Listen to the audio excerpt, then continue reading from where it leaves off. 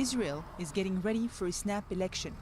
On March 17th, nearly 6 million Israelis will get the chance to elect the 120 Knesset members after Prime Minister Benjamin Netanyahu dissolved parliament in December. After 6 years as head of government, he's expected to clinch a fourth term, despite calls for change. As long as they keep this electoral system in place, there will always be the same blocs and the same alliances.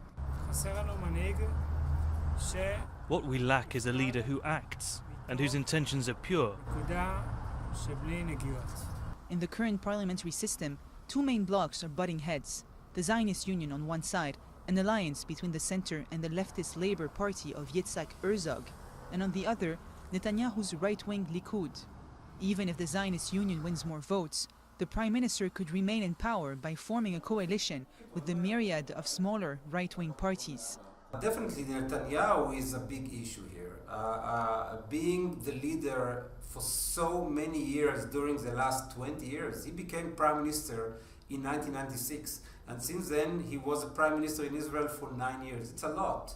I think it's the second longest period in the history of the State of Israel.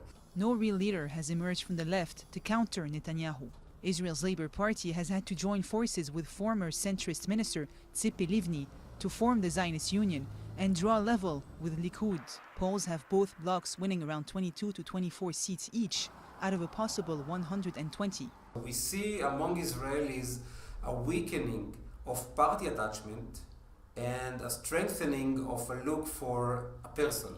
It does sometimes it doesn't really matter from which party exactly that person, but the search is for the next charismatic leader that will solve all our problems. Even if he stays in power, Netanyahu will have to form a coalition and accommodate different parties, each with its own agenda. This has been the main source of instability in past Israeli governments, with only 6 out of 18 parliaments completing their 4-year mandate.